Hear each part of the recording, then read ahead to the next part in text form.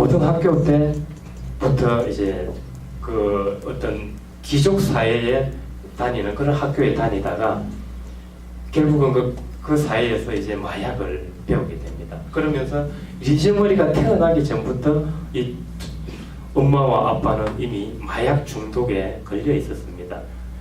그런 상황에서 이 둘이 이제 만나서 결혼을 했는데 리즈머리 위에 이제 언니가 하나 있죠. 언니가 있고 이제 리즈머리가 태어났는데요. 다행히도 마약 중독자 밑에서 태어났지만은 사이에서 태어났지만은 아이는 둘 다 이제 건강했습니다. 리즈머리는 건강하게 태어났는데요.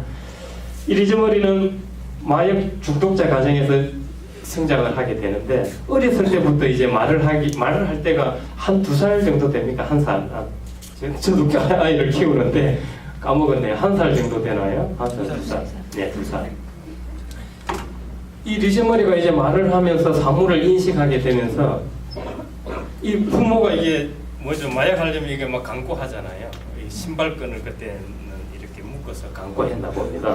그 아이가 어린 아이가 엄마 아빠가 늘 저기 둘이 옆에 나란히 앉아서 지금 우리 어린 아이는 모르죠.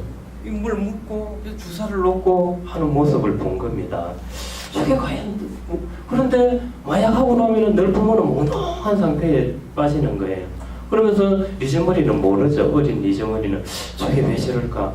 아 그런가 보다 이렇게 이제 생각을 했는데 리즈머리가 이제 죄송합니다. 리즈머리가 이제 사물을 인식하게 되면서 이제 저게 결국은 나쁜 거구나를 알게 됩니다. 하지만은 리즈머리도 그런 어떤 마약을 하는 부모 밑에서 성장했고 마약을 하는 부모가 늘 몽롱하게 취해 있는데 교육이 제대로 될 리가 없죠. 리즈머리는 결국 학교 다니면서 이제 문제아가 되죠. 가출하고 이제 집에 있기가 싫은 거죠. 그런 부모들하고 같이 살기가 싫어서 가출을 하고 학교에는 뭐 결석을 발먹듯이 하고 그리고 배고프면은 부모들이 원래 이제 마약 중독자다 보니까 이제 일을 할 능력이 안 되잖아요. 그러니까 국가에서 이제 어느 정도 뭐 나오는 걸 받아서 먹고 살았는데 그러다 보니까 늘 뭐 없으면은 나가서 훔쳐 먹고 이런 걸 부모가 하는 것을 그대로 배웠어요. 리즈머리도 이제 자라서 그대로 하는 거예요. 그렇게 하다가 이제 리즈머리 부모 엄마가 16살, 17살 때 에이즈에 걸린 이 마약하고는 결국은 또 물란하고 하다 보니까 그게 에이즈로 이렇게 연결이 되나 봅니다. 에이즈에 걸려가 리즈머리 어머니가 결국 죽게 되지요. 그러면서 리즈머리는 상당히 이제 고통스러워하고 아버지는 마약 중독자이기 때문에 보호소로 보내지게 됩니다. 자기 혼자 이제 길거리로 나가게 되는데 그때부터 노숙자의 삶을 살고 아파트 복도 잘 데가 없으니까 아파트 전개참 있죠. 최고 저기 아파트 꼭대기에 보면은 그 계단 딱 올라가면은 어떤 평평한 몇 평 되는 그 곳이 있잖아요. 전개참 그걸 전개참이라 그러는데 그런 데 가서 침낭 가지고 자고 혹은 왜냐하면 지하철역이나 이런 데는 너무 리즈머리도 위험하다는 것을 알았어요. 불량배들도 많고 자기도 불량하면서 그런 삶이 싫었던 것입니다. 그래서 아파트 복도나 그리고 이제 친구들도 좀 있었죠. 학교 다닐 때. 그 친구들은 그래도 가정이 좀 중산층 가정이었는데 그 친구들의 집을 전전하면서 이렇게 며칠씩 묵고 하면 다닙니다. 그런데 이 리즈머리가 이제 삶의 전환점이 온 게 내가 이렇게 살아서 안 되겠다는 계기가 온 게 어느 시점이냐면은 바로 친구 집을 돌아다닐 때입니다. 자기는 친구 집에 다니면서 그 친구들에게 친구지만은 어떤 구글 형태가 되는 거 아니겠습니까? 오늘 재워줄 수 있겠니? 뭐 혹은 먹다 남은 그 음식 좀 있니? 혹은 야 좀 이불 담요만 남는 거 있으면 한 장 줄 수 있겠니? 집에 저기 따뜻한 물로 좀 목욕 좀 해도 되겠니? 친구지만은 친구 집에 빌붙어 살다 보니까 늘 구걸하는 형태가 되는 겁니다. 이 자체가 리즈머리는 견딜 수가 없었습니다. 아, 내가 이렇게 살아서는 안 되겠다. 그때 리제머리는 하나의 소박한 꿈을 꾸게 됩니다. 내가 월세를 낼 수 있는 집이 있었으면 좋겠다. 그때 그 소박한 꿈을 가지게 됩니다. 그러니까 앞서 말씀드렸듯이 이건 아닌데 내면의 소리를 리제머리는 듣게 되었던 것입니다. 그리고 나서 월세집을 얻는 것을 꿈으로 삼고 자기의 그 사생활 공간 따뜻하게 마음대로 목욕도 하고 왜냐하면 남의 집에 자면 어떻습니까? 그 친구의 부모가 출근하거나 출퇴근할 때 늘 신경을 써야 되고 부모가 일어나기 전에 리제머리는 새벽에 먼저 나가야 됩니다. 그리고 그 친구 부모가 들어오고 나면 살짝 들어가서 좀 붙어 있다가 또 나가야 되고 이런 생활이 리제머리는 너무 힘들었습니다. 그래서 리제머리는 어떻게 해야 되느냐? 자기는 꿈을 꾸는 게 사치였습니다. 뭐 차를 몰고 다니고 뭐 미래를 위해서 저금을 하고 어떤 설계도를 그려서 내가 어떻게 살아나겠다는 목표를 세우고 계획을 세우는 자체는 리제머리한테는 사치와 허영이었습니다. 왜냐하면 하루하루 잘 것과 먹을 것과 씻을 곳이 필요했기 때문입니다. 그게 리제머리의 삶이었습니다. 그래서 리제머리는 그 자기의 그 습관을 그러니까 그 사고방식을 고치기 위해서 엄청 힘들게 고민을 합니다. 리제머리가 그래서 결국은 대안학교 내가 배워야겠다. 나도 장기적으로 이제 내 삶을 계획을 해야 되겠다 해서 다시 고등학교를 갈 꿈을 꾸게 됩니다. 그러면서 이제 딱 마음에 느낌이 왔습니다. 아, 내가 살 곳은 맨하탄이다. 그 유에 보면 맨하탄이 있지 않습니까? 그 맨하탄에 가서 이제 대안학교들을 이렇게 찾아서 다닙니다. 하지만 리제머리의 그 불량아의 모습, 머리, 그 모든 몰골을 보면은 그 교사들이 좋아할 수가 없죠. 교사들은 다 대자를 놓습니다. 우리 학교는 너를 받아줄 수 없다. 이렇게 다 2주, 3주에 걸쳐서 대안학교를 다녔지만 리제머리를 받아주는 곳은 한 곳도 없었습니다. 숱한 실패와 좌절을 겪으면서 리제머리는 이제 내가 그러면 이게 내가 살 길이 아닌가, 내가 갈 길이 아닌가 상당히 회의에 빠지고 고민에 빠졌다가 주머니를 뒤져봤더니 동전이 이제 한 번 더 면접 볼 수 있는 돈, 그러니까 버스를 한 번 탈 수 있는 돈만 이제 남았습니다. 이 돈은 그 당시 피자를 하나 사 먹을 수 있었나 봅니다. 배도는 거 보고 피자를 사 먹어야 될 것인가? 내가 이 돈으로 다시 한번 대안학교에 면접을 도전을 해야 될 것인가? 리제머리는 그동안에 여러 가지 생각이 복잡하게 머리에 떠오릅니다. 내가 이걸 포기하게 되면 또 친구들한테 빌어붙어서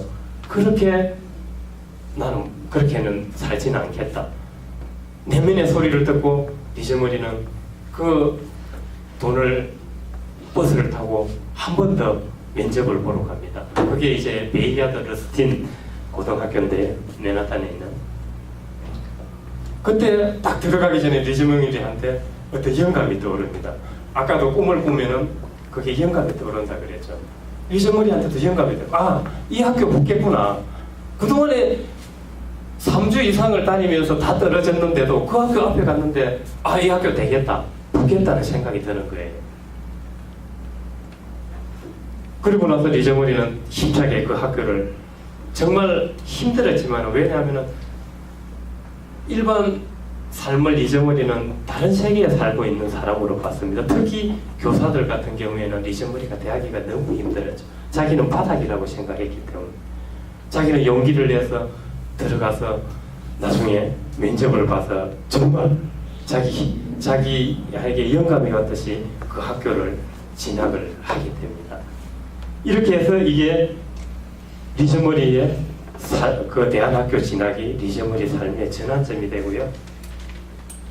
나중에는 대안학교 4년제를 리제머리는 다시는 자기가 그 생활로 밑바닥으로 돌아가기 싫었기 때문에 4년제 고등학교를 2년 만에 졸업을 합니다.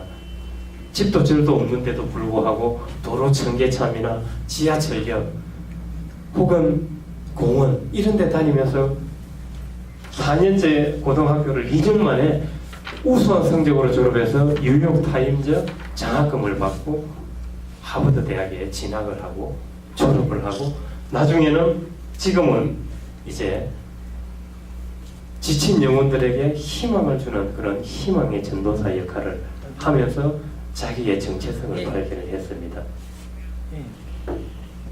리제머니가 우리에게 주는 교훈은 바로 삶의 변화와 행복은 큰 꿈이든 소박한 꿈이든 큰 꿈이든지 간에 그 꿈을 가지고 뭔가를 배우기를 시도하는 데 있고 그 목표를 향해서 전진하는 데 있다는 것입니다. 이것이 바로 리제머니가 우리에게 주는 교훈이라고 할 수 있고요. 그렇게 했을 때 자기의 정체성을 발견하게 된다는 것입니다. 이제 두 번째로는 배움은 인생 설계도를 그리게 한다. 이 부분은 공자 얘기를 가지고 생각을 해보고자 합니다. 이는 이제 공자를 한번 연상해 보시라고 제가 그림을 가지고 왔고요. 공자의 가정 상황에 대해서는 아마 여러 번 이제 강의를 들으셨기 때문에 어느 정도 다 이해를 하고 계실 줄로 압니다. 공자 아버지가 70이었죠. 숙량홀 하금무사였습니다. 그죠? 모친은 숙량홀 그러니까 아버지의 친구의 딸이죠. 안증제 16살. 완전 비정상적인, 지금으로 보면 완전 비정상적인 가정입니다. 그리고 아버지가 3번 결혼했죠. 첫 번째 부인에게 누나 9명이 있습니다. 두 번째 부인에게는 불구자 형이 태어났죠. 자기는 공자는 3번째 부모에게 태어났죠. 나중에 3살 때 아버지 숙량호는 돌아가시고 20살 때 어머니는 돌아가시게 됩니다. 이 공자는 이제 이렇게 어렸을 때 이런 어려운 가정 환경에서 소년 가장으로서 가정의 생계를 책임져야 했습니다. 유상상속은 물론 좀 있었죠. 숙량홀이 가금무사였기 때문에 그 유상상속은 있었지만은 공자에게 돌아오는 것은 한 번도 없었습니다. 왜냐하면 누나들과 조카들이 있었죠. 누나들이 이제 결혼하니까 조카들이 있었는데 누나하고 조카들에게 다 돌아갔습니다. 그래서 공자는 그 현실의 삶을 타개하기 위해서 닥치는 대로 배우고 익힐 수밖에 없는 상황이었습니다. 창고 관리, 말 가축 기르기, 말단 관리, 닥치는 대로 일하고 배우고 익힙니다. 그래서 공자에게 우리는 보통 배운다 그러면은 뭐 책의 내용만 배운 걸로 생각할 수도 있는데 그 당시 공자는 삶 그 자체가 배움의 텍스트였습니다. 삶에서 배우는 그 모든 것이 배움이었고 짬짬이 시간을 내서 과거의 성왕들이 전해주는 그 고전 텍스트를 공부를 했었죠. 이거는 이제 직사위리 해가지고 창고관리죠. 앞서 말씀드렸는데 직사성전 해가지고 이 그림은 이제 공자의 일대기를 보여주는 것인데요. 이것은 이제 가축 말 기르기. 이거는 이제 제재문서라고 해가지고 노나라 소공 때 그 노나라에는 삼가라고 있었죠, 그죠? 개손시, 맹손시, 숙손시. 이 사람들이 오히려 군주보다 더 힘셌습니다. 이 세 가문이. 그때 그 세 가문에 쫓겨가지고 소왕이 도망갈 때 공자도 35살이었는데 그때 공자도 같이 제나라로 도망을 갔습니다. 그때 이제 제나라에 가서 순임금의 음악을 들었죠. 그게 서조고요. 순임금의 이제 음악을 들었는데 그게 제재문서고요. 그 고기 맛을 3달 동안 잊어버렸다는 얘기가 바로 여기서 유래하는 것입니다. 제재문서. 순임금의 그 노래를 듣고 음악을 듣고 석 달 동안이나 그 노래가 너무 좋았기 때문에 그만큼 공자가 순임금의 노래에